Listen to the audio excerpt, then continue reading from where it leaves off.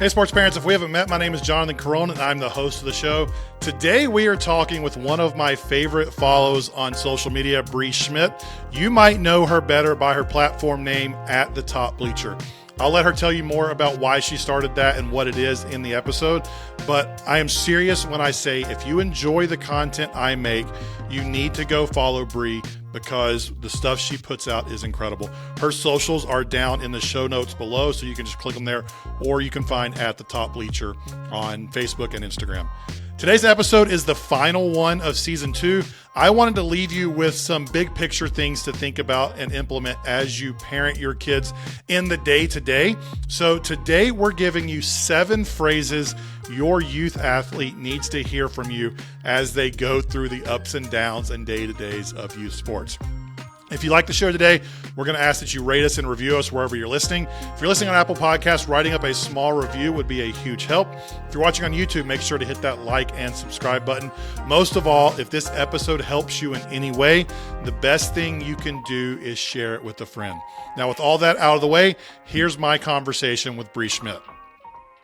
Brea, thanks so much for being here with us today. We appreciate it. I'm so excited to be here with you today. You're so excited that we've been talking 40 minutes before we hit record. We knew that was going to happen, though. We did an entire podcast episode for ourselves.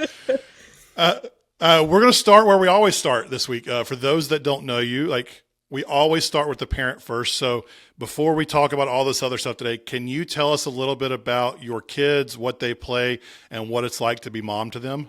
Absolutely. Well, the last question's easy. It's so cool being their mom. I've got 3 really cool kids. I have a 13-year-old 8th grader, an 11-year-old 6th grader, and a 9-year-old 4th grader. My oldest, her main sport is soccer. She's a goalkeeper. So I'm a goalkeeper mom. And if you are a goalkeeper how's your mom, blood pressure? You know what that means. It's just, I don't even test it. I already know what it is. But she plays a bunch of middle school sports too. So she plays some basketball, some track, volleyball, a little bit of mix, but soccer is her main sport. My son, football, baseball, basketball, with football and basketball being his love. And then my daughter is at a cool age where she's doing a little bit of everything, but we are having our first year of competitive gymnastics this year. Okay. But she's also a basketball player. She's dabbled in some flag football, does some cheerleading. So name the sport, we're pretty much in it. But we are at that age though, where we're playing a lot of sports and making a lot of decisions about what's best for them at this age. But boy, is it fun to watch them go through their experience and to be on the sidelines for that. Is the middle one doing flag or tackle football? He's doing tackle football. Okay. How was mom with that when that started? You know what? My husband played football in college, and if you see, and he's on the sidelines too, we have an organization that does a great job of teaching kids, the right way to do things. So I think I feel a little bit better that my husband's on the sidelines, but just watching his love of the sport to me makes it so easy to watch him go out there and do that. But I think with every sport, you worry about your kids, right? But I think, again, his joy in playing the game and knowing the people that are coaching him, I feel great about it. That's awesome. Yeah. All right, we're going to get to the meat of today's episode in just a second, but I wanted to have you on because I'm such a big fan of what you do. Thank you. So for those who don't know what you do, you can explain better than I can. Can you just give us a brief, high-level view of the platform you've created, why you started, and then just what your goal is with it? Because if you're not following Brea, you need to go follow her. Pause this, go follow, and then come back. Thank you. Well, I'm the creator behind The Top Bleacher. It is a platform I created about 1.5 years ago now, with the goal to create conversation and space for reflection for sports parents. I've been a content creator for a decade now. I also run the platform, The Thinking Branch, and I have been doing a lot of work in mental well-being and mental health in general for adults, and I do some keynote speaking work around that. But obviously, you heard the amount of sports that my kids play. I was an athlete. My husband was an athlete. It didn't take me long to realize that the way that we played sports growing up is completely different to what our kids are experiencing. And so much of my experience as a kid impacts who I am as an adult and who I am as a business owner. And we've seen the youth sports culture have so much toxicity and parent involvement and adult involvement that we've forgotten about that side of the game. I am as competitive as they come. And I want to teach our kids how to win, and we should be coaching them on that. But I just want to make sure that we're not missing the other stuff. And so the Top Bleacher was created for me as a way to share stories and just create some space for parents to have some honest reflection. I don't think we're ever going to change, the adults who just, I don't even have to describe them. But I think there's a lot of us out there, including myself, who can admit that your parent ego comes into play a lot, especially if you were an athlete and you're starting to feel those experiences that you have. And so I want to give those sports parents the benefit of the doubt that we have good intentions, but we've got to slow down and really think about how our words, our actions really impact our kids. And so essentially the goal of the Top Bleacher is to give the game back to the kids and give parents a space to think, how can I be better? Not just for my kid, but for the youth sports culture as a whole. And I think what I love so much about what you do is you're not preachy with it. Like I can be a little like teachy and just my personality. Like I'm trying to teach things and hey, have you thought about thinking this way? Have you thought about doing this? This is something I'm kind of more prescriptive in the way that I communicate, but you're kind of just like, hey, let's slow down for a second. Like I'm not going to preach at you, but like, have you considered this? Like, and you're just making space for like, what about if you thought about this instead of like, here's what you should think. It's, hey, I get it, but what if? It's kind of like a mindset for you. I so appreciate you recognizing that, because that was one of my fears in starting it. I didn't want my friends or fellow sports parents to be like, well, we don't want to sit by Brea on the sidelines because they're going to be in a podcast. People always say, you're going to write about me. It's not about that, because the truth is, I think the reason I started is because I saw it in myself. I was a basketball player, and I really saw it when my son was playing basketball. I was doing all of the wrong things on the sidelines. I was, coaching him and pushing him. And I thought, well, if I'm a well-intentioned sports parent and I'm going to get it wrong sometimes, I think there's other people out there like me too. So you're right. I'm not the expert in what it means to be a sports parent and how to do it, but something that I know that that's important to me is creating spaces for people to have honest reflection and be honest with themselves. And if the end goal in that is that our kids have healthier environments to play in and we have better relationships with our kids along the way, that's a win for me. And so thanks for noticing that, because that's important to me. Yeah. When I started this, I had the idea that I believe most parents want to do better. They just haven't been taught how. So I come from this as an angle of like, I believe people want to do better. Here's what I have learned. And if I haven't learned it, let me find someone who's ahead of me to come in and teach me so that I can teach others. So like we have the same goals. We're just going about it so differently, which is so cool. I think that's cool. For those of you who are listening, I can't tell you how many times me and Brea have DM'd each other. Like, I was about to say the exact same thing you did today. So if this comes out in 2 days, I didn't copy you. I'm sorry. Yes. And it's like we're kind of wired the same. So today we're ending. This is the last episode of season 2. It'll be the last season episode till February. We might have some bonuses in there. I don't know yet. But what I wanted to do was leave you all with kind of an encouragement type of episode of what your kids need to hear from you while they're playing. And I believe, Brea, I think you believe this as well. We are parents first. We are not coaches first. And so our kids need to see the love and support from mom and dad. So what are some easy ways to do that? So what we're going to do is, if you listen to the 10 Commandments episode of the summer, it's the same structure. We've got 7 things that your kid needs to hear from you. I'm going to set the timer on the phone. 5 minutes. This is important for us. 5 minutes, because again, we did a 40-minute private podcast before we even started. I'll set the topic. Bree's going to go for as long as she wants within that 5 minutes. If she gives me time, I get time, but you all hear me on social all the time anyway, so you don't need to hear me here. And then if the buzzer goes off within 5 minutes, sorry, we're done. We're at the mercy of the buzzer today. I love the competition. This is going to be a competition with myself here, so this is great. How succinct can you be while still getting your point across? All right. Here we go. 7 of them. Number 1, buzzer or timer starts after I introduce it, so I'm not going to take your time away from you. Phrase number one that your kids need to hear from you in youth sports: you are more than your sport. Ready, Bree? Go. This is so important. And I think it's especially important for our athletes who are excelling in their sport. Because what happens is not only do they feel that, okay, I'm good at this, and people cheer on the sidelines when I'm good at this, and adults come up to me after the game and say, great job, nice hit. Oh my gosh, I can't believe you scored so many points. You are a star out there. That starts to feel good to them. And we think that we are celebrating them, which we are. I mean, they should hear a good game from us. But what I have found, because I've experienced it with at least one of my kids, is they start to go, well, what happens if I don't have a good game? What happens if, I have a game that I don't score a bunch of points? Then what are people going to think of me? And that is where it gets dangerous. And I have been, again, a parent that has done it and only talked about, wow, what a great game you had on the mound.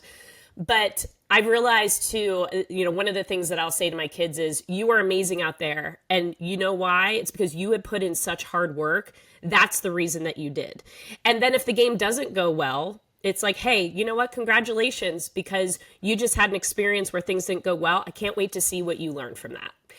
Now, listen, the conversations always don't go that perfectly, but I think it's just about having it top of mind that for a sports family like ours, where literally sports are a huge part of our lives and it's what we're talking about all the time, we have to ask ourselves, are we talking about the human being? Are we talking about the work that goes into that from a sports perspective? And I think it's something that we have to keep top of mind.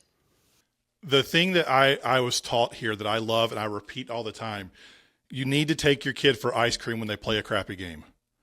Because what we don't realize is when we only celebrate those high-performing games, we teach our kid that our love and celebration is based on their performance in their sport. And so when we take them for ice cream or pizza or whatever after the game where they played like dog doo-doo, we're saying, hey, I love you because of who you are. You are more to me than the athlete that's on the field. And I want to celebrate you for going out and just competing and perform. And regardless of your performance, like I want to celebrate that. And so I heard that from a dad of a Division II athlete. He was taught that when his daughter was younger. So it's like, he told me that. I'm like, ooh, that one's good, because when our identity is wrapped in our performance, what happens when we're no longer performing? Because no matter how good we are, there's someone better than us, or there's someone coming for us. And so if we only see ourselves as a baseball player or a basketball player or mom and dad, if you only see yourself as a soccer mom or a football dad or whatever, and your kid stops playing that sport, who are you at that point? So your kid needs to hear that they are more than their sport, but I also want you to hear you're more than a soccer mom. You're more than a hockey dad. Yeah, it's so important. I think for me, I remember this one time my son missed catching a home run ball. It went off his glove, and my initial reaction was to be sad for him, because I was sad for him as an athlete that likes to perform and wants to make that big play. But I started immediately thinking about, how am I going to talk to him about this afterwards? And it was, one, give him space to be sad because he cares. And I know my kid, and I can't just say, it's okay, don't worry about it. Right. But to also say, what are you going to learn from that? And to be, hey, you should be excited. I know that was tough, but what are you going to learn from it? Think about the next time that this happens. What can you do for the next time? And I think, again, I just think back, that's a skill set that no matter what he does in life will serve him, right? He's going to make a pitch for a business and it's not going to go well. He's going to miss it by, just a small margin. It's how you react to that. And so, again, I can get caught up in the stat lines and the big plays and get excited about that. But I think that why you and I do what we do is, can we make sure that, okay, we're sad that the play didn't happen, but as a parent, can we see the human who has an opportunity to learn the lesson? I have 18 seconds. What you just made me think of was, like, I was the smart kid growing up. I was the kid at the top of my class, like all through elementary school and middle school. And then when things started getting a little harder, especially on things I didn't care about in middle school, and I wasn't making the grades anymore, like I was like, am I still? Boy, we already, first one. All right. I'm going to be like, We'll have to finish that thought later in your newsletter. for those of you that are on like TikTok and Instagram, like Jordan the Stallion, where he throws the glasses at the wall when he eats something that he likes. Like I have a set of glasses here, but they're too expensive for me to throw against the wall. So I'm not going to do that. But just know I wanted to take glasses off and throw them against the wall right there. All right. Phrase number 2 that your kid needs to hear from you. Your young athlete needs to hear from you. No matter what happens out there, I'll always be your biggest fan. Ready, set, go. Amen to that. I have a friend named Wendy who taught me a phrase that I use all of the time. And what do we do naturally as parents when they come off the field and they have a good game? I'm so proud of you. I'm so proud of you. What a great game. And Wendy taught me to use the phrase, you should be so proud of yourself, right? And I think it's that idea of we don't want kids to think that we are only proud of them when they do well, right? That I'm so proud of you, right? I want them to hear, I'm proud of you. I'm proud of you for bouncing back from that. I'm proud of you for getting a goal scored on you in the first 2 seconds and then you being able to recompose yourself to be able to play the rest of the game, right? We can say those things, but this idea of instead of I'm so proud of you, you should be so proud of yourself for the way that you bounced back in that game. And I think that it's that making sure that they understand, like, our love is not wrapped up in your performance. Our pride in you is not wrapped up in your performance. It's, I love you no matter what you do. I know you're going to screw up. And we have those conversations at home. We've had situations where we celebrate mistakes. We're like, yeah, what a great mistake you made out there today. The kids hate it, but we do it because it's making sure they see it. We don't love the athlete first. We don't love your performance first. We love who you are, who you imperfectly are. And we know that you're going to go out there and screw up and make mistakes. And that's okay because we love you. We love you, the person, not you, the soccer player, the football player, the gymnast. My kids are 9 and 10. And I did this so much that a year ago at 8 and 9, they told me to stop. Because walking to the field, I would say, hey, is there anything you can do today that will make me love you any more or any less than I do right now? No. Is there anything you can do today that will make me more or less proud of you than I am right now? No. What's the only thing I want you to go out there today? What's the only thing I want you to do? Try my best and be a good teammate. Okay, go have fun. And I said that so often to them walking to the field that I would start the question and my youngest would go, no, do my best. Stop. And I'm like, okay. So like, but what I want them to realize is like, they're my kid. Yeah. They're not an athlete first. They're not whatever sport they play for. They're my kid. And like in the first ever episode of this podcast, my friend Brad Raby, it's kind of like what you're talking about. He said the shift he made was, I hope you're proud of yourself. I am happy for you. Yes. I am happy you got to experience it. I'm not right there. My pride is in you as a person, but I'm happy you got to experience that. I'm happy you got good, bad, ugly. Like I'm happy you got to experience what it's like to have a hard time because you're going to learn from it. Yes. I'm happy you got to feel what success feels like because that's a great feeling. But his pride is in who his daughter is as a human being, not in her performance. I love it so much. It's the intentionality. That's what I love about this conversation. It's when parents can have intentionality in the words that they say. And I think it's why when I make mistakes is when I'm not thinking about it, when I'm going from sport to sport to sport to sport. And I just, I'm not even. Because let's be honest, we're tired. We're tired. Yeah.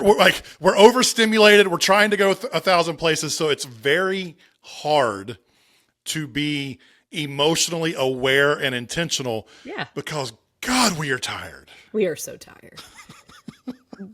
But I think that's where you and that's where we come in and what we do. It's let's just think about it. Let's think about the fact that my kids is so funny. My kids would be the same way. Like, we know, Mom, we know that. But I'm okay with them being annoyed by that because I will make sure they hear it over and over. My memory of fifth grade basketball is my dad yelling at me from the stands to the point that I had to turn around and tell him to shut up. Yeah. If my kid's memory of pregame soccer is dad saying he loved them so much that it was annoying, I'll take that win. If they don't play past fifth grade, I will take that as a win because they know that. Because what happens to adults who are still chasing the approval of their parents? That's a recipe for some really bad stuff. I know guys in their 50s whose parents are dead and they are still chasing the approval of their parents in what they do. Yep. Ooh, that was good. That was good. You could have mic dropped right when that buzzer went off. Well done. It was a solid. I didn't even know. I hadn't even watching. Okay. Yeah, so well done us. I had more to say, but whatever. My own rules. I get screwed by my own rules. All right. Phrase number 3. We hit it on it a little bit, but I think this one's important to say explicitly.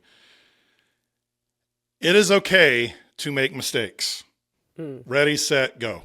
It is not only okay to make mistakes, I hope you make mistakes. Mistakes are where you learn. Mistakes are where you get better. We talk about practice, why you go to practice, because you got to put in the work to win, but mistakes are where you learn. And so again, going back to being the annoying parent, but in the car, it's like, okay, when you miss that goal, or she starts talking, I can't believe I missed that. And it's like, okay, well, what did you do? What did you do wrong? What, if you look back, could you have done something different? And that, self-analyzing that they do is actually part of getting better. Right. And I think that teaching them that and having them not look at mistakes as failures, but as opportunities to get better. My son is uber competitive, right? And so for someone like him, I say to him, hey, this is actually a great thing that this happened. This is going to give you an edge over everyone else, because if you just went out there and made every catch, what are you learning? You're learning that you're good at catching, but at some point something's going to happen. But if you are the kid that can go out there and make a mistake, care that you made a mistake. I want him to care that he made a mistake. We don't want to be like, oh, that's okay. But I want him to care that he made a mistake. But if we can get the kids in a mindset of, okay, I made a mistake, this is actually an asset to me to be able to learn from this and to help me grow in the sport. And again, Jonathan, it goes back to, becoming an adult. We are raising adults, right? We're raising adults, who have this opportunity in front of them in youth sports to make mistakes and learn how to be resilient and learn how to take those mistakes and do something with them instead of wallowing in them, instead of marinating in them. And so if we can help kids get into that mindset of, the mistake is actually something that you can learn from and maybe the best thing that could have happened to you out there, because it's not only going to teach you how to bounce back, but it's also, you can use it for our competitive kids, use it as fuel in practice to do something better. I tell every team I coach that I want them to make mistakes. Yes. Because if they're not making mistakes, they're not learning new things. If they're not making mistakes, they're not trying hard things. Like, if everything we do is right the first time, then we're not trying things that are hard enough yet, and we're not getting better. And it's like, I am the kid growing up who, if it didn't come easy, I didn't do it. Like, oh, I want to try this new hobby. Oh, I didn't figure it out in 2.5 minutes. Well, that's not worth it. But and so I didn't realize, because there were enough things that came easy to me growing up that I got pretty okay at a lot of stuff.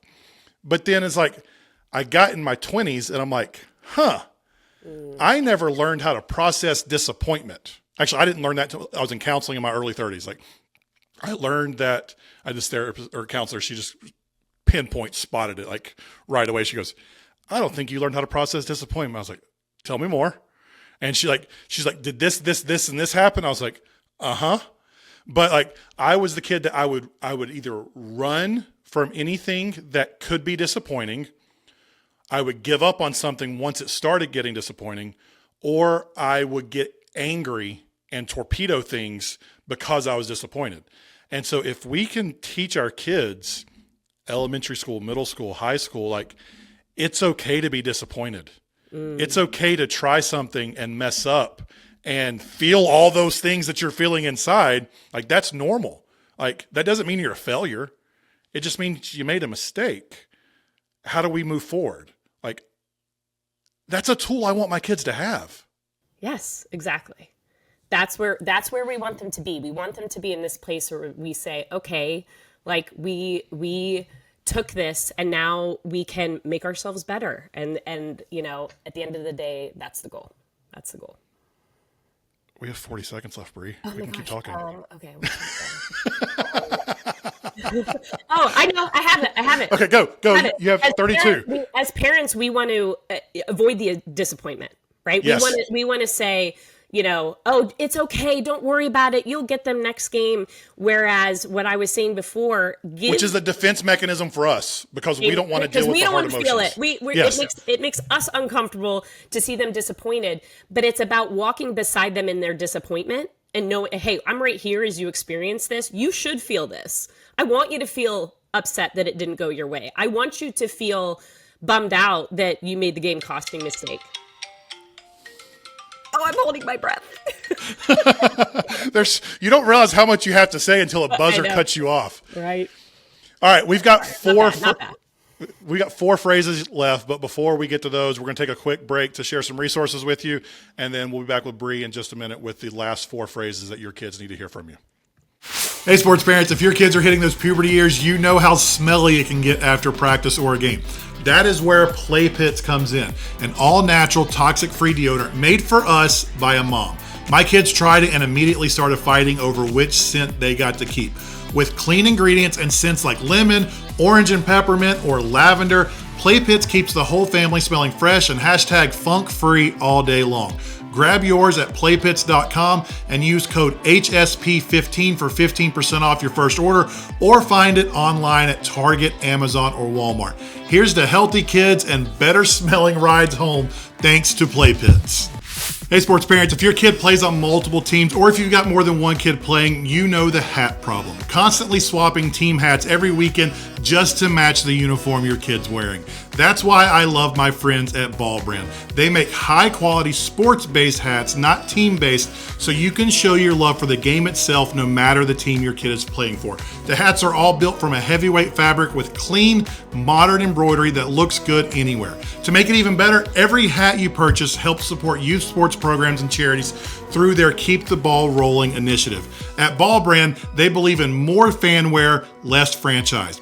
Visit ball-brand.com and use code CHILLY15 for 15% off your first hat.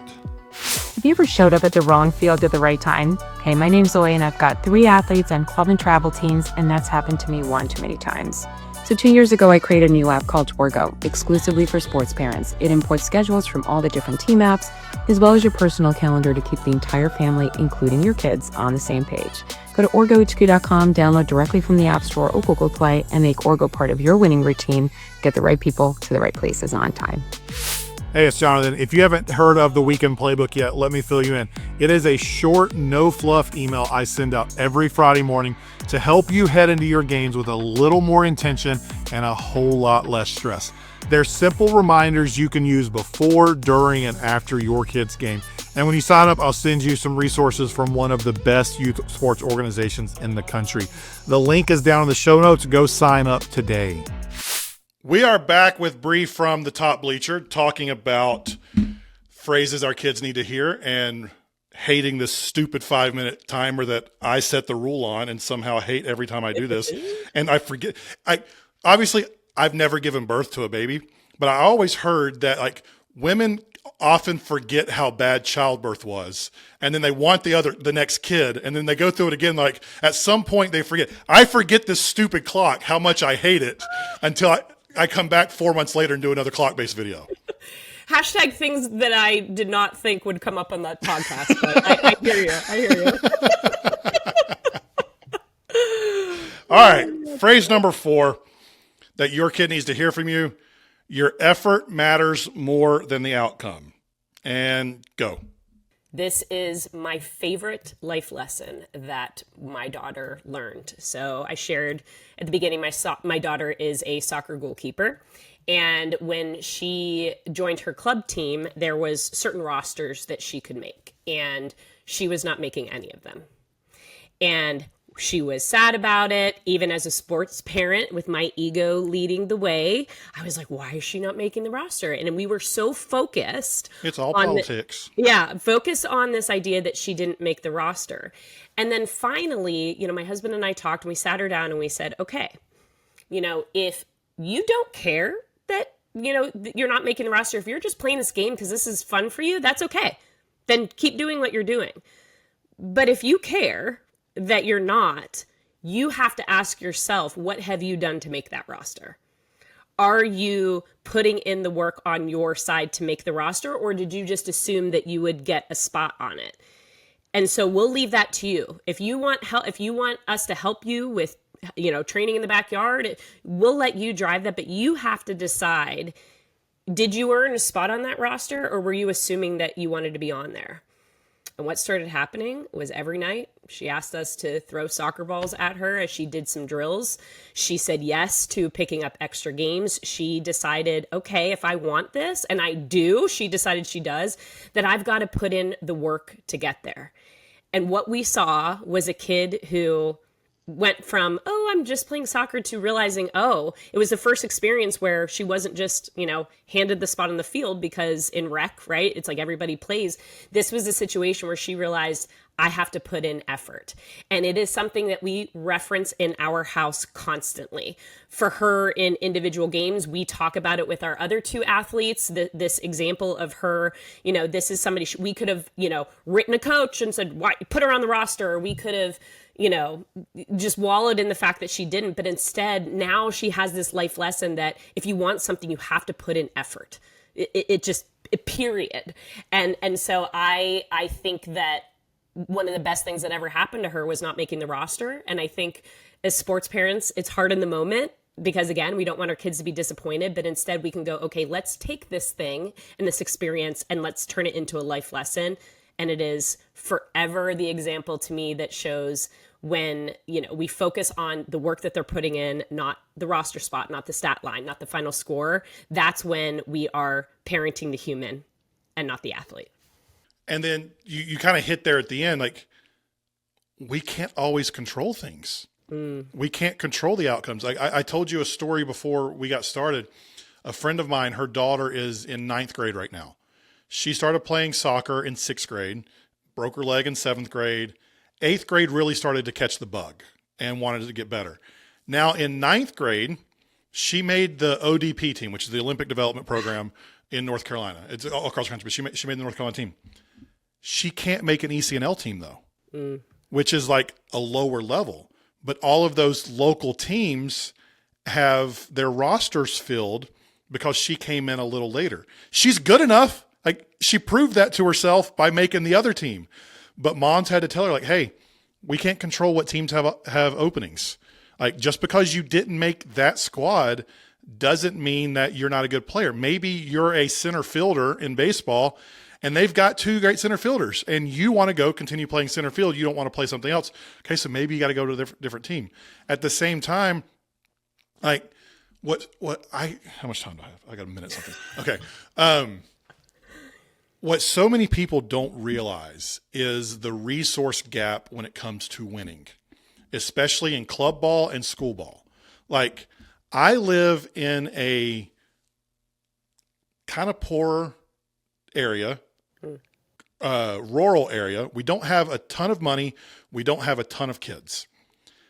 When we go play the big 4A school 20 minutes down the road, who are all living in $750,000 houses or higher, who all have stay-at-home moms who can drive them everywhere, who can afford the trainers, can we control if we beat those kids? They have twice as many kids to pull, actually 3 times as many kids to pull from. But what we can control is how much effort we put in. We can't necessarily control, have those kids been given more opportunities than we've been given? Probably. Is that any fault of a 14-year-old kid? No. But that 14-year-old kid can go out and put in the effort to do their best to beat that team and be proud of the effort, even if the result doesn't go their way. Cheated. I'm Okay. throwing the flag on you there. Throw the glasses again. All right. Phrase number 5 that your youth athlete needs to hear from you. I am proud of who you're becoming, not just how you're performing. Again, Go. What a common theme here, right? It is, you are a person first. My son is such a cool kid, first of all, but my son really struggled with his emotions when it came to up and down. So competitive that he was it was a visual struggle for him. When he did not play well, it was a lot of emotions, and sometimes it came out negatively where he had to come out of a game. And, but he knew it about himself, right? He knew it about himself. And he said to me, I don't want to be this way. It's just that when I'm in this moment, I don't know how to control my emotions. I want to win so bad that when we're losing, it frustrates me so much, and these emotions come up in me, and I don't know what to do with them. And How old was he in that? He was 9. He was Okay. 9. Like, first off, hello. like, I am insanely proud of you for being emotionally aware enough of yourself to understand what is going on inside of you and not just like trying to force it down or like, okay, so Yeah. keep going. Sorry. Amen to that. And that's absolutely a conversation we have. Do you understand how cool it is that you can recognize this in yourself? Because most adults don't, right? And so for you to even care. And we put in the work. I mean, it was 2 years of, him still struggling with it and having wins when he did it. And now watching him play sports 2 years later, because we kind of leaned into it. Yes. Did we have moments where we're like, you have to stop, right? Where you're in the sidelines and you feel it as a parent. You're like, everyone knows my kid is being that kid. And you're just like, just stop throwing your, glove. Of course, those moments happened as parents, but the behind the scenes work that he did, that I think, I'm very proud of the way that we handled it as parents too, to now watch him go out there. And, the moment I knew that he was doing so much better is he had this huge home run hit off him when he was a pitcher, and he watched it and he went like this and he took a deep breath and just kept looking at he cared. I promise you that he did not care that kid hit a home run off him, but it was the tools that he used to get there. And so coming back to what we're talking about, I always say to him, I will forever be most proud of you doing that work as a human being to learn how to manage, and the person that has helped you be in helping other kids who are struggling with that too.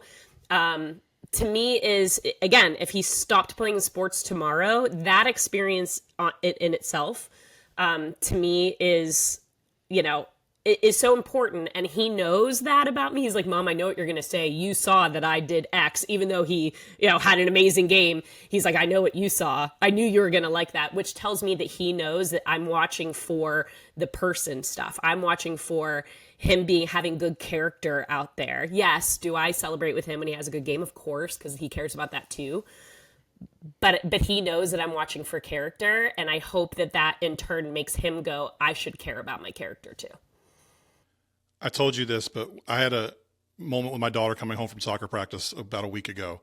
And in this practice, I'm coaching her team this year, and the girls that night, they just weren't there. Like mentally, they weren't there. So 20 minutes early, I ended practice. I said, hey, you guys don't want to do this tonight? That's okay. Like, we have 20 minutes left out here before your parents are picking you up and leaving. You guys get to go decide what you do. You can decide if you want to get better or if you just want to play around. And they spent like 15 minutes arguing about what they wanted to do or goofing off. On the way home, my daughter was bummed. And we're talking, I'm like, what's wrong? She goes, I really wanted to get better tonight. Like, I was really annoyed that we stopped. Like, I'm not mad at you. I know why you did it, but I was hoping I'd get better. And I was like, ooh, because this is the girl that just has always just wanted to play soccer, to play with her friends. But again, she's starting to catch that bug. And so we had a conversation. I said, Liv, like, I've known how good you can be for the past 2 years. I saw it 2 years ago, but I couldn't force it on you. I had to let you come to it on your own. She's like, yeah, I know. And and like, and if you want to play at the middle school, I do want to play at the middle school next year. It's like, it's the first time she'd ever said that, but it's like, so she's like, and I know from watching them this year, like I've got to get better. So I want to do it. I was like, all right, well, and I'm celebrating not the fact that she's gotten better, but the fact that she wants to get better. Yeah. And she's going from the kid who lackadaisical, just social aspect of it to like, no, I think I want this thing, whether it's whatever, I don't care what it is. I don't care that she wants to get better at soccer. It's that she found this thing that she wants to get better at. And she's going to put in the time and the effort to do it and blah, blah, blah. Okay, so blah, that's blah, your blah, second flag of the day. What does this mean? Do I take over the podcast now because you get kicked out because you have 2 flags? If you want, Bree, if you want to do all the work it takes to write out, schedule, record, and edit I and like promote. This side. I just show up and you tell me. This isn't about me, but every episode's about a 4 to 5 hour process. Just so you all know, you guys get to listen to 45 minutes. I'm spending about 5 to 6 hours. And how lucky people are that you do. It's not about great content you put out. All right. Phrase number 6 that your kid needs to hear from you. We've kind of hit on it, but again, you're noticing the theme. You can do hard things. Go ahead. I will attempt to get through this one without getting emotional, but you were kind of describing myself or yourself as the kid who just gravitated towards the things that you were good at. And then if things got hard, I have a daughter who can be like that, right? She loves when she does well. And sometimes when things are hard, she pulls back from it. She knows it. We know it. As a parent, I have often tried to just step in and like make it a little less hard, right? It's like, okay, well, she struggles with this. So as a mom, I'm just going to make this a little less hard for her, right? Because it makes it easier for us when our kids aren't struggling. For us. So my daughter went through an experience last year where she was on a track to be a competitive gymnast. And she was excelling, doing great. And then at some point, it just didn't feel right to her. And she was really struggling with some anxiety around it, so much so that, she ended up having to take a step back from it. And it was I'm obviously leaving out a lot of details for her privacy, but she really struggled. And it was hard for her to walk away from a sport that she loved so much. But she knew, again, that she, needed to step back from it. And probably it's 6-7 months of her not even looking at a leotard suddenly, and her doing a lot of work on her confidence and everything. She came to me and said, Mom, I think I want to go back to a gym. And there was a woman sitting next to me when, my daughter went out there on her own without me and did a gymnastics class for the first time after this really tough experience. I just sobbed for 30 minutes, right? But knowing what she had been through and just seeing her walk in there and go into the sport that was such a struggle for her previously when she came out, that's what I said to her. I said, hon, I know that sometimes when things are hard that you just don't want to do them. What you did today was so hard. What you did today was to even step out there, to have the bravery to go back to a sport that was, that you associated with some struggle before, thinking that you were never going to do it again. You did that. And I think, we can talk about hard things in sports a lot. Like, it's hard to be a goalkeeper. It is hard to go back out there, on the next game after, the play that you were a part of, you made a game costing mistake. That is hard. But I think this example for my daughter, just reminding our kids that it's hard to step out there anyway. She obviously had some background. It was hard for her to step back out into the gym, but our kids don't get enough credit for how hard it is to just step foot out on the field that is such high intensity at the 8U level. Parents screaming, so much pressure that is put on kids. That in itself is hard.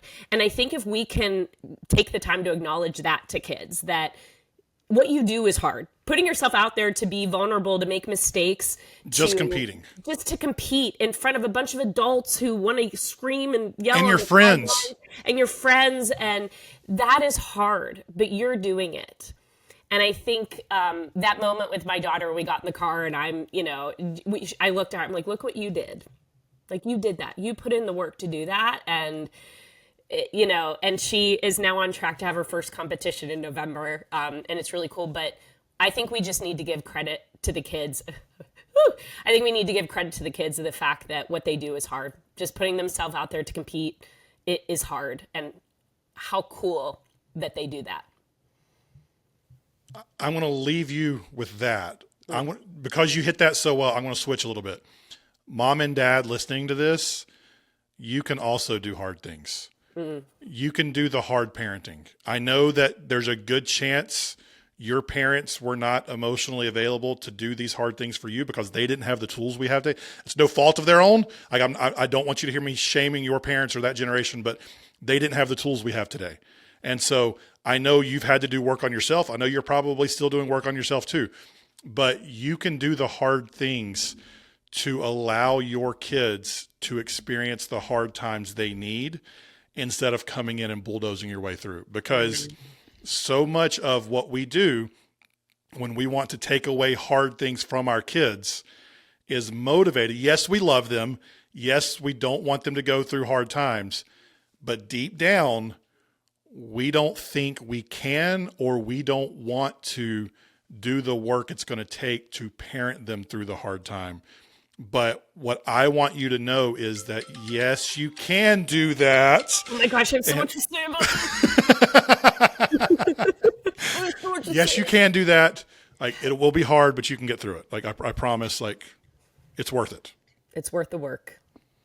Okay. And it's worth Last one we got here. This one's the fun one. This one's the easy one. Shout out Asia, because I can't say this without thinking of her. But phrase number 7, I love watching you play. Ready, set, go. Yes.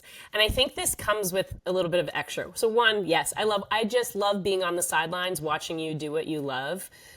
But I think that sorry, I lost my track a little bit. You're still emotional. You're still emotional for the last one. I'm still like wiping my tears a little bit. And the clock's going, so it's like I know.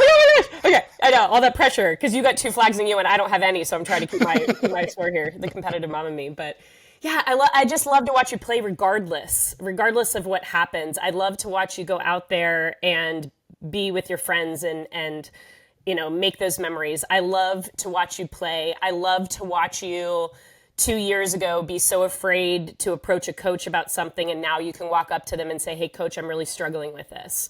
You know, I love to watch you be brave enough to step out there in the gym. I think it's not just about loving watching the game, right? I think that's the piece of it for me. I do. I love watching my kids go out there and do what they love. It is so much fun. But I love watching you. I love watching you.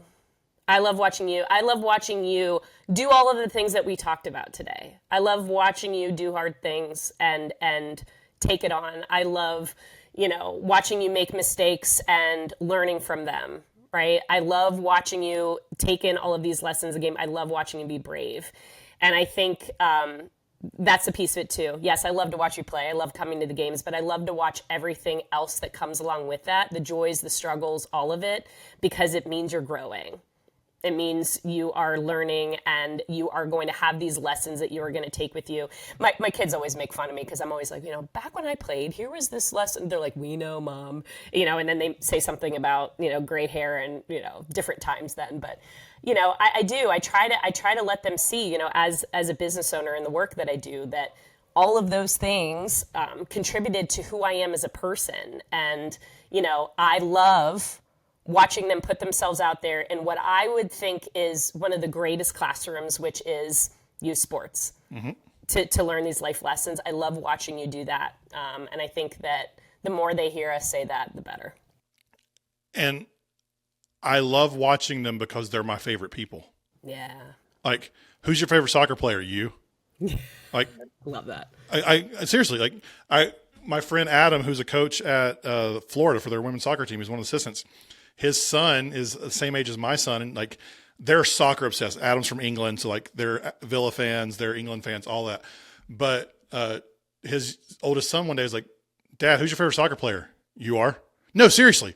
No, I am serious. Like, you're my favorite soccer. Like, I love watching you play more than any of those other guys on TV. I love watching you play more than any of them. And I don't think they get it in the moment. And it's one of those things that there were things I was taught as a kid that you heard the adults in the room say, you're not going to get this till you get older.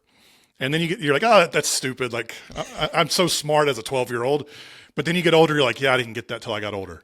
Mm-hmm. And for our kids to understand that we love watching them because they're our kid, not because they're a great athlete, not because I do love the fact that they're working hard, but I just love watching them. Like I worked field day at school back in the spring, and to get to see my kids be themselves in their environment, because they're different with me. Like I love who they are with me, but getting to see them with their friends in all their goofiness, like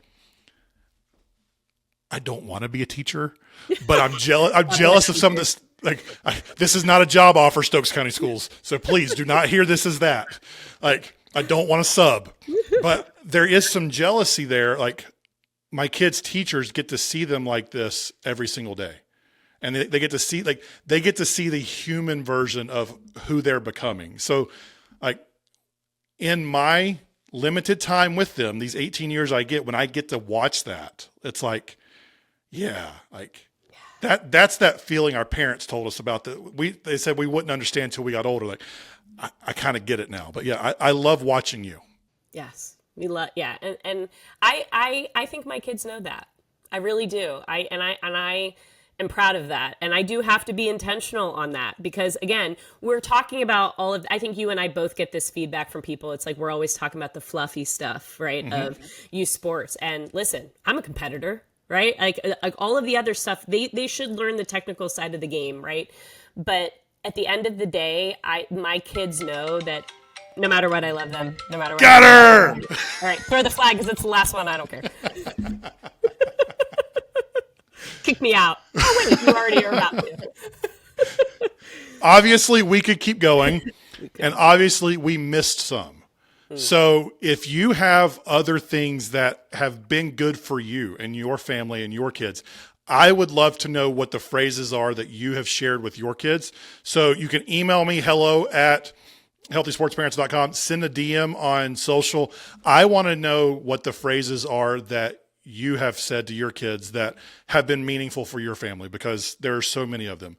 Before we get out of here, Bree, promote yourself one more time. Tell people where they can find you so they can follow you as well. Yes, come join our community on Instagram and Facebook, The Top Bleacher. So come, just join the conversation and be a part of it. You know, we have a lot of things that we want to do with the work that we're doing on The Top Bleacher, but right now it's just about creating the conversation. So come find us on Instagram and Facebook at The Top Bleacher.